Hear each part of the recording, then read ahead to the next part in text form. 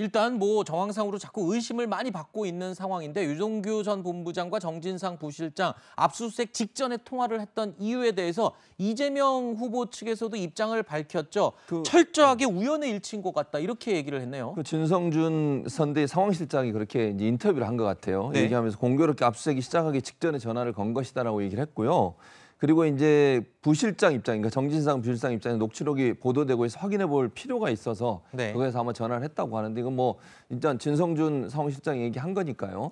뭐 저는 모르겠어요. 그러니까 이게 정말 공교롭게 압수수색 전에 전화를 한 게 지금 상황으로는 그렇게밖에 볼 수 없는 상황인데 왜냐하면 녹취록의 내용이라든지 아니면 정말 정진상 실장이 그걸 지시하는 내용이 있었다는 이런 증거가 나와야 이제 확인이 되는 거 아니겠습니까? 네. 그러니까 의혹은 그렇게 가질 수 있는 거죠. 예를 들면 왜 그 시점에 그렇게 전화를 할 수 있을까라고 하는 부분에 의혹은 분명히 있는 거고 그 부분에서는 증거를 가지고 얘기를 해야 되니까 지금 상황에서는 아마 이재명 후보 측에서는 이게 우연의 일치인 것이지 이게 무슨 뭐 지시를 하거나 아니면 말을 맞추거나 이러려고 하지 않았다고 지금 얘기를 하고 있는 것이고 원희룡 전 후보께서 저는 밝히는 게 맞다고 생각해요. 네. 여러 가지 얘기를 하셨으니까. 그리고 아니면 정말 밝히기 싫으면 검찰이라도 얘기해 줘야 된다고 생각해요. 그 네. 사람이 누구인지. 그래야 검찰이 수사를 해서 이분이 누군지를 밝힐 거 아닙니까? 네. 그러니까 이제 실체도 없는데 자꾸 얘기를 하시면 의혹만 커지는 상황 아니겠어요? 그래서 저는 네. 검찰에라도 누구인지 좀 정보를 줘서 수사가 이루어지도록 해야 한다고 봅니다.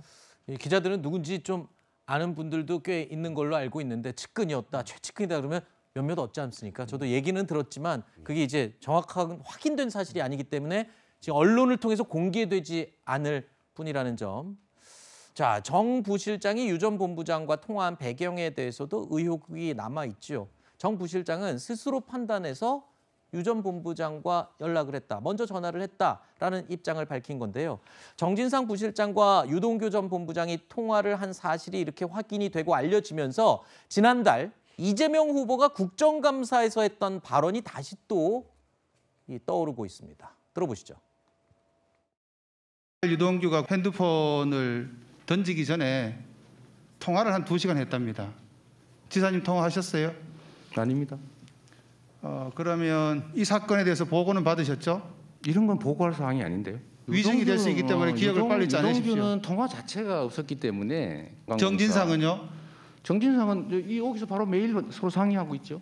보고 받으셨단 말입니까? 그건 모르겠습니다. 답이 바뀌고 있습니다. 제 기억에는 없습니다. 유동규가 약을 먹고 누워 있었다. 그렇게 본인밖에 알 수 없는 상황을 어떻게 이렇게 잘 아세요? 우리하고 전혀 인연 없는 사람이 아닌데 하여튼 제가 가까이 있는 사람들과 아는 사이 아니겠어요? 누가 그렇게 보고를 주셨어요? 잘 기억이 안 납니다. 자, 이재명 후보는요, 본인의 SNS를 통해서 지금 진행되고 있는 이 검찰 수사에 대해서 정면으로 비판을 쏟아냈습니다. 그러니까 수사 내용을 시시콜콜 흘려내면서 본인에 대한 흠집을 내고 있는 게 아니냐, 이런 지금 불만을 아주 강하게 표출을 했군요. 예. 이재명 후보 같은 경우는 이제 페이스북에 글을 올려가지고 이게 왜 돈을 주고 받은 사람들이 이미 나왔는데 그 돈 흐름 수사를 해야지 이 배임 수사 이쪽에 집중하고 이런 얘기들을 또 흘리느냐 이런 얘기가 있었는데 사실 이제 기본적으로 만약에 뇌물수수 사건 같은 경우에는 만약에 나오면 뇌물을 추적을 해야죠. 계좌 추적을 하고 진술보다 더 중요하거든요.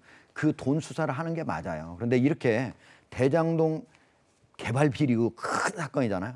그러면은 대부분이 돈은 절대로 수표로 안 갑니다. 그리고 돈이 바로 왔다 갔다 한 사람들은요. 하수인에 불과해요. 통로에 불과한 경우가 많아. 그러니까 실질적으로 이득을 얻은 사람은 거기서 잘 안 보입니다. 이건 전체 수사를 다 해야만 나오는 거거든요. 그래서 지금 돈을 얼마씩 몇억, 몇십억 받았다 하는 사람들이 과연 가장 이 대장동 비리 핵심인가? 그러면 그러지 않을 가능성이 높다는 거죠. 그런 측면에서 제가 보기에는 검찰은 이 처음부터 이 대장동 비리 전체를 계획 설계하고 이 어떻게 해서 그 많은 돈을 적은 몇몇 3억 5천만 원 그 투자한 사람들이 6천억 이상 먹게 만들고 이런 것들을 집중적으로 조사하는 게 이게 맞는 거지. 네. 지금 이재명 후보가 얘기하는 것처럼 돈 나온 사람들만 찾아서 해라 이런 건 아닙니다. 비슷한 사례들이 과거에 꽤 많았었죠. 이 거대 비리에서 수사 결과는 용두사미로 끝나는 그런 경우가 많았기 때문에 지금 대장동 사건 온 국민이 지켜보고 있습니다. 이번 사건도 만약에 용두 3위로 끝나게 된다면 국민들이 볼 때 검찰의 정말 체면은 땅에 떨어지게 되는 상황이라는 거 잘 명심하셨으면 좋겠습니다.